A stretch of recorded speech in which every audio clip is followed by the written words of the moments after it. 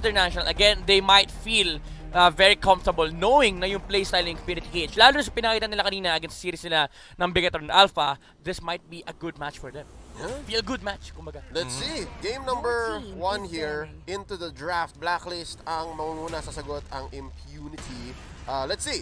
Coach Bonchan versus Coach North King. Siya pa rin ba ang hari pagkatapos ng laban na ito? Selena taken out by Blacklist. Nanood si Bonchan. Nanood ka rin. Senpai, easy ka lang dyan. As well as the Jawhead. Habang sa Impunity naman, tinanggalan nila ng, tama ba to Midnight?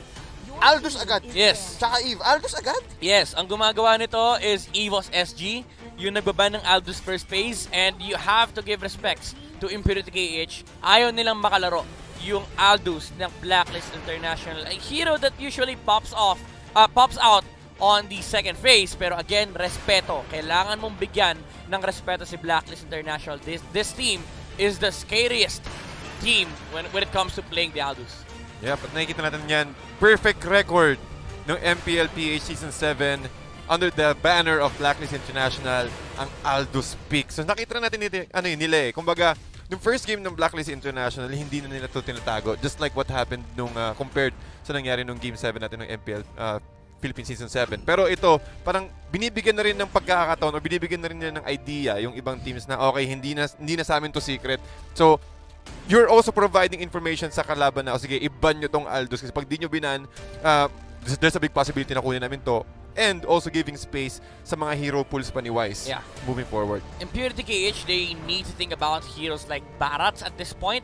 Knowing na, of course, yung Benedetta hindi malalaro dito sa series na to. They have, both teams have good Benedetta players. Blacklist International, they've already set up with the Estes. Meron pa silang Rafaela, mind you. Ginawa na nila to before nung grand finals natin ng MPL PH, the Estes and Rafaela combo. Impunity KH opts to go with the YSS and Lunox. Lunox, I perfectly understand. It can be good against the upcoming Barats pick of Blacklist International. YSS, I feel like they're not respecting the hero pool of Wise. Kasi alam nila na, okay guys, Granger lang yan. Kumbaga, eto na naman tayo sa mindset na Granger lang lalaroin ng Blacklist. But time and time again, they've proven that they can play the Ling, the Harley, diba? They can actually play a lot. And ayan na yung Rafaela Harith. Harith, actually may talo na si Harith one game. Pero sa PH, perfect record. Yep. Oheb ni Harith. Yes, Oheb ni Harith. Yung Oheb ni Harith, ladies and gentlemen. So, tapos na ang first half ng Blacklist. Anong sagot ng Impunity KH? Very interesting. Gusto ko lang balikan talaga yung YSS. Parang sabi nila, White Knight, sige, ikaw na bahala. Ayusin muna natin. Let's get a stable pick here and understand na vision is key. Kasi tinanggalan nila tayo ng Selena. So, ito na lang muna. I wonder what this is. Maybe that's sideline Uranus. Wow, really? They picked the Uranus into a Rafaela and Harith. Something that you don't really do because these two heroes, they just destroy your ability to join fights because of the presence of the Zaman Force. Kapag kinakit ka ng Zaman Force, kailangan mo gamitin yung ulti mo para matakal yung slow. But then again, the Harith will just chase you down. And at the same time, the Rafaela will just provide the sustainability and the mobility to move away from the Uranus and the punish as well. Kasi parang ano yan eh, double-edged sword si Rafaela. Kapag tinatakbuhan mo siya, sobrang aggressive niya. Kapag ikaw yung naghahabol, ang hirap niyang habulin kasi Rafaela siya eh. Pati hindi sumasagot yung itong pick na Uranus sa side ng Blacklist International kung sakaling ipo-pull off pa rin naman nila yung 5-man group up playstyle nila. Since tingin ko alam na rin naman ng Impunity KH, so since Estes and Rafaela, so it's all about Ube. Tingin ko magiging, laning phase, magiging okay siya. There's a big possibility for Impunity KH to lead the early game kung sakaling hindi mag-hyper-aggressive ang Blacklist International. But knowing Blacklist International, Power Spike level 4, they're already gonna go ahead and group up or rather go for pick-offs. Yeah, and medyo delikado. Parang first phase pa lang, linabas mo na yung dead lane. Sa meta na to, it's not as effective, I gotta say. Like, in early MPL Season 7, maybe, first pick pa si Uranus. Pero ngayon, delikado niya. Delikado. Well, it's actually fine if you're intending to flex the Uranus. But they Pero didn't. problem is, you're already facing a Harith, so the golden matchup is not gonna exist. And dun na lumabas yung factor na, okay guys, explain yung Uranus. There's no other option for Blacklist International. Now, Impunity KH, they opted to ban out the Granger. It's a wise choice. No pun intended, it's a wise choice. You start removing the hero pool of Wise. Next problem that they need to face, the Pakito of Edward. Pakito Barats, those heroes along the lines of group up just completely destroy the side of Impunity KH. Now the link is open for Blacklist International. and hindi imposibleng mag-link to. Yeah. And again, Impunity KH, they're not gonna steal the link. There's no way. Wala na. They leave it open here. So, again, I'd like to think that they respect Wise. Pero mukhang na-blindside sila. Yeah, kasi pwedeng actually mas maganda nga na pinag-region na yung Blacklist. Kasi ang pwede mong gawin is you pick up the Barats now for Impunity KH, then Blacklist plays Granger Lapo. Then you get probably Kufra. Yeah. Diba? Yeah. Actually, wala pang tank ang Impunity KH. Now we're gonna get it in the form of a tank show.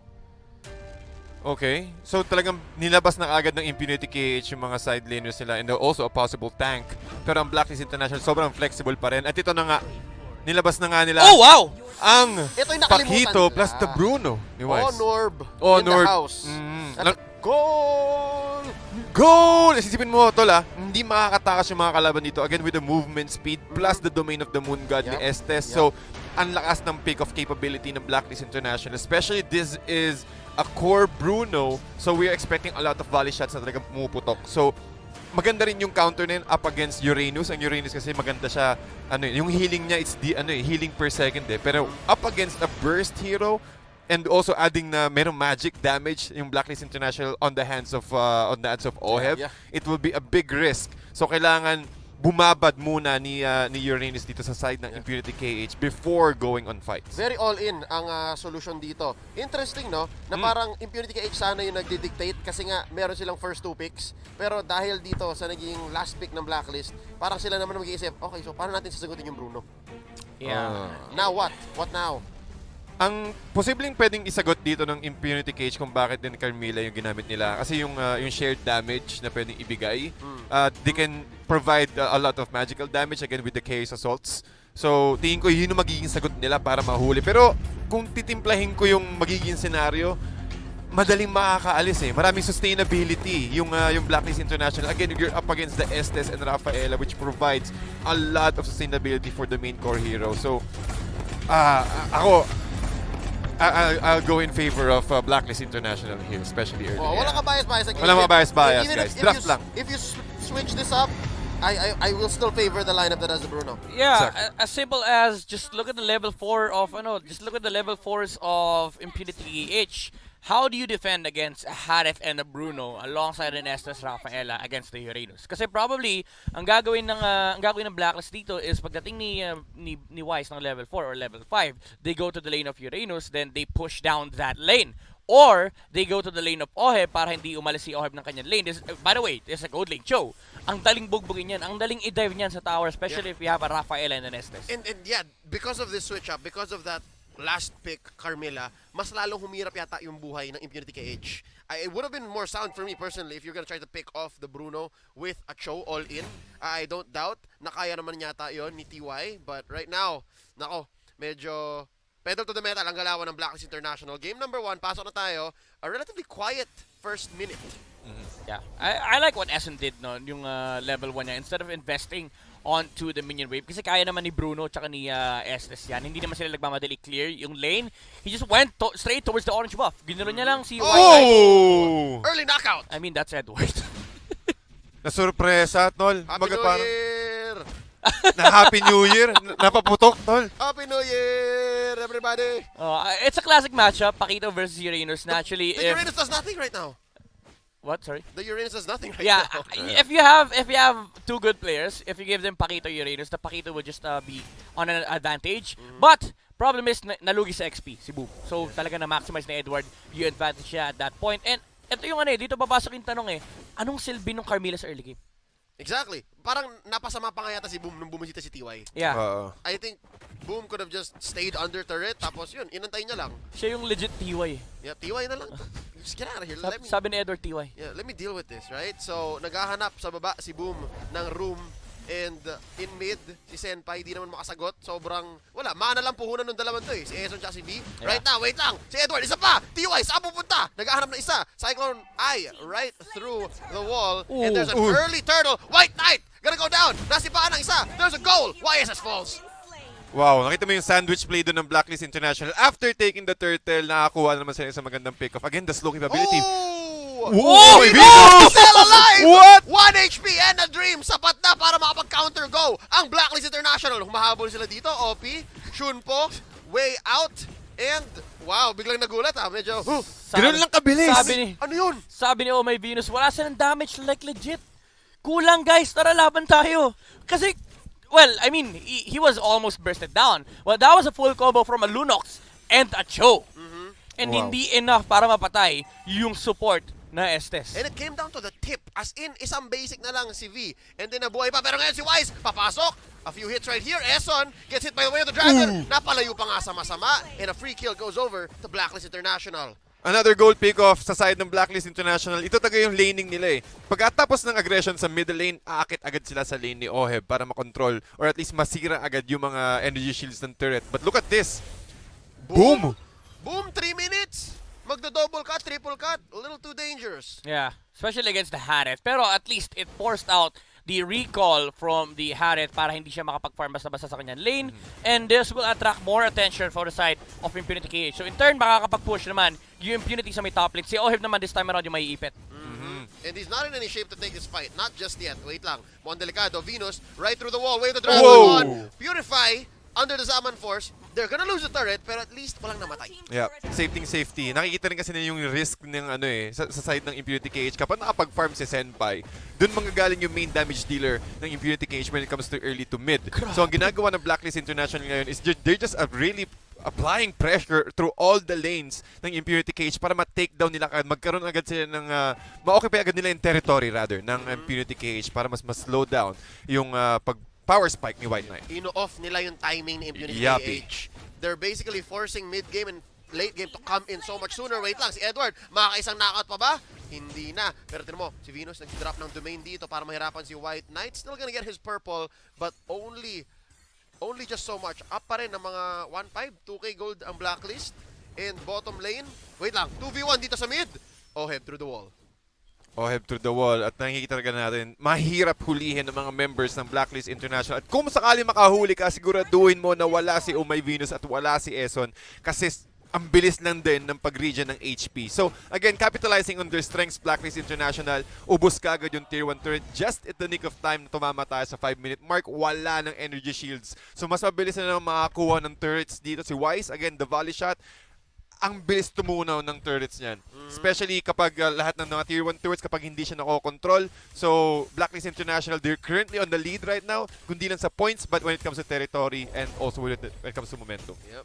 Pretty good decision making here by Blacklist International. Binibigay na kay Oheb yung purple para makahabol siya kasi binugbog yung lane niya eh. Yeah. So this allows them to breathe a little more so that they all scale up at the same time. Again, Ube, ultimate bonding experience. Wait lang, Zaman Force dito, Senpai, papatulan ni Oheb. Oh! Nagbaback out na, members ng Impunity KH. Get out of here, off camera, kill by Eson, onto Boom! And right now, tuloy ang laban. TY goes down, Senpai, Order Brilliance. Kala ko mamamatay na siya. Opa, Opay, Opa, Opi. Goes out. Ang dami Tinawag mo lahat Mula Korea hanggang Pilipinas. Lahat eh. Medyo tumigil yata sa isang bansa pero Teka, si Bates dumating. nakaisa pa. Joke lang. Off si Bates again. Ang galing eh, close eh. I could have sworn, man. They were gonna go for it. They're gonna take this mid lane turret. And right now, Zaman Force committed. Apat de depensa dito. Si Boom off cam. Wow. I don't even know how Boom fell. Gusto ko lang sabihin, yung OPA at saka OP pasok yung isa censored Hindi. Pinagsama ko lang. Kasi ang galing ng ginawa niya. Yung isa nasa CyberX Hindi. Yun yun yan. Game na. Isa pa. OP. Edward. Combo kill. White Knight. Ganda ng attempt sinubukan pa niyang pahabulin yung shields para ma-survive niya yung turret hit from the, the turret, syempre turret hit nga. Pero yun nga, Impunity KH, actually nagiging maganda yung sagot ni Impunity KH. Instead of actually reacting to Blacklist International, ang ginagawa nila is they put 3 heroes on a lane para mapigilan yung push ni Blacklist International and they place the YSS alongside the Cho. Kasi ito yung hero na pwede nilang gamitin to attract attention away from Blacklist International. Yung Cho kasi hindi pa nila kaya yan at this point. Oh.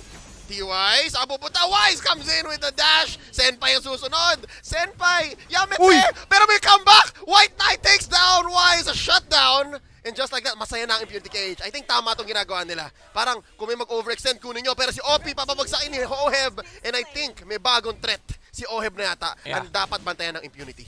Yep, nakikita natin yan before, since ng MPLPH, kapag nasa-shutdown, kapag medyo bumabagal yung transition ni Wise, laging si Oheb yung nag-step up. Nakikita natin siya mga plays. So, tingin ko, napakaganda rin talaga ng double support strategy ng Blacklist International because you have the option to give each core heroes a support na pwedeng umalalay kapag merong tutumbang isa. So nakikita natin dito sa movement ng Blacklist International, talagang na-occupy na nila. Sila mismo yung gumagawa ng mga plays at nag-react yung Impunity KH. Which is kayo dapat yung gumagawa ng plays if you're up against Blacklist And I International. think they're gonna make this work. Right here, meron silang attempt. Lambot. Lima to, Oh, wow! papasok. Nice catch by Obi onto Wise. Taking him down. Oh, may Venus na raw susunod. Oh no, it's a disaster! Ison! Uncle Ison, 1 HP left. Naghahanap dito ng combo. Oheb, Zaman Force. Pero Oh my wipe out! goodness! Hindi rin enough yung damage yung deity penalization, but tingin ko narinig yata tayo ng Impunity KH. Sila ang gumagawa ng play ngayon and they're able to choke out or they're able to corner Blacklist International on that small space na talagang lahat ng Ionic Edge dito ni Boom sapul sa lahat ng Lahat sila members. may marks. Lahat Yeah. sila may marks and Blacklist International had a very difficult time disengaging kasi nahuli agad yung mga supports ng Blacklist. Yeah, and dito na nagme-make sense yung Carmilla pick to. Kasi again, ang hiling magdikit-dikit ni Blacklist International. So that's the idea of Impunity KH. Pwede nating labanan ng 5v5 kasi yung spill damage, mahahati yan along the players of Blacklist International. Pero that fight was actually, it became good because OP was able to find a TikTok play onto Wise. TikTok play. Wave the Dragon, the perfect target. Ngayon, turtle secured here by Wise. They take down TY. Easy pickoff. Now, flicker in by Edward. Si Boom ang kanilang target. That's going to be the wards put in, but it's not enough. Oheb slays Uranus. Ayun na, sabi nila, okay, wala na yung TikTok guys. Cool down yan, 120 seconds, let's go. Pero, si OP, Si OP talaga may ito talaga si pangarap. May hardest pangarap. working man in Cambodia. Ang daming hardest working man. Lahat na lang ng bansa may ganitong player. walang sinasanto. Hero, turret, lahat. Sino to, Senpai? Senpai. Ay, Pero makita mo yan, bilis talagang bumasag ng Blacklist International. Bawat pick-off, merong agad sagot na turret, na another objective. Kaya napapwersa yung Impunity KH na na lumabas sa base nila eh. Kaya ang ginagawang trabaho na nandito ni Obi, tamang trabaho lang, tamang panggulo lang. Sakit! Tamang trabaho, yun yung trabaho niya. Now, Boom, down to what? A third of his health, ang bilis. So medyo bumubuo na, gumaganda na. I think the next time we see Wise's items, doon natin makikita kung ano talagang progress niya. Yeah, and ang problem na kasi ni Boom dito, instead of going for the Brute Force Breastplate, he went for the Enchanted Talisman. And I think Dominance Ice, yung next item niya rito, it's gonna help the Carmilla para pag nagdikit-dikit yung Blacklist International. Ang trabaho ni Boom ay pumunta sa gitna, tapos mag-boom. Medyo masama yung joke na naisip ko. Shoutout kay Jiro, Hinomad Pineda. Pero yeah, yun yung gusto niya mangyari. This exact fight, replica niyan, dikit-dikit sila, it's gonna help the Carmilla for the spill damage. Perfect. With the teamfight presence of Impunity KH. Dagdag pa natin dyan yung presence din ni Senpai on the Lunox. This is looking rosy. Perfect execution by Impunity KH. And I think tama rin yung placement ng laban nila. May pader, so hindi makahil si Eson tsaka si Oh My Venus. Yeah. So I guess that was their first big win in this matchup. Maybe save also for one more TikTok play by OP kanina kung saan pa ako medyo nag-stumble sa aking mga words. But right now, back into form here. We give the early game to Blacklist, mid-game somewhat Impunity KH, now coming up to Lord times 2. 1, lalabas si Lord. Feeling ko back to form ang Blacklist eh. Parang kanila ulit yung mapa. Yeah, ito yung talagang box. Dito magaling sa Blacklist International yung mag-establish yung box. They really are good in terms of protecting Wise whenever they try and take objectives. Lalo-laro na yung ginagawa ni Eson tsaka ni Oh My Venus. Kaya nilang gawin to na silang dalawa lang. Kasi usually si Edward talaga nasa kabilang side ng mapa. Talagang siya yung gumagawa ng mga split push Oh, protection. boom! 3 hits! Napa-boom dito ni Wise. Summon Force in by Oheb. There's your brilliance. Medyo Ruby DD play yun. TY falls. Grabe! And right now, punished si Senpai. Hindi siya Senpai DD. Ngayon, nag-isa na lang dito si Hop. 3 hits lahat! Maniac! Si Wise! Ibigay nyo na! Guys! Wala. Ibigay nyo na yung Ayaw. Savage! Ayaw ibigay! Ayaw lumapit ni White Knight! White Knight naman. Guys! Lahat ng heroes 3 hits! Walang hindi lumagpas! Paano malalabanan to? Easiest 1, 2, 3 para kay Wise. OMG. They take the Lord. No contest. Si White Knight sabi niya, guys, out na ako. Out na ako. Out na ayaw. Para Huwag sila- nyo nang ibigay yung Savage. Para Okay na silang yung sumakay Maniac. sa jeep. Tads siya, Leo. 1, 2, 3. 1, 2, 3. Pero ilang jeep yun? 4. Apat na jeep. Sunod. Nag 1, 2, 3 si Wise sa lahat. Sakto kakakuha pa ng BOD dito ni Wise. So, lalo Malefic mas Roar na ba? makati. I didn't see the item. BOD pa lang, Nico. BOD pa lang. So it's in this form that you see yung timing. Di ba? Ah. Kasi alam nilang 3,000? Una dapat si Oheb. Una dapat si Oheb. May crits naman ang isang Bruno, kaya Blade of Despair muna. Oo. Kumbaga, ang dami na nilang control eh. Ang dami na nilang CC, rather, sa side ng Blacklist International. Kahit tumaplis ka lang sa gilid ng domain, yatap ka na. Yep. Tingnan mo yung crit ni Wise, mas malaki pa sa sahod natin. Anong currency? Pero wait lang, balik muna tayo sa laban. Easy defense here by Impunity KH. Not at the cost of the turret, but at the cost of Boom's life. Siya naman ang Boom! And one more goes down. OP taken out. Oheb gets the kill. Zaman Force committed. That's gonna be Oh my Senpai! goodness! Senpai goes as well as the base. Blacklist International takes game number 1. Ayaw patantanan na gusto mo maglaro. Okay, lesson. Easy lang. Uy. Ayan, yan. Parang Okay wala oh. Sabi ni Wise, pero wala lang magpas ng 3.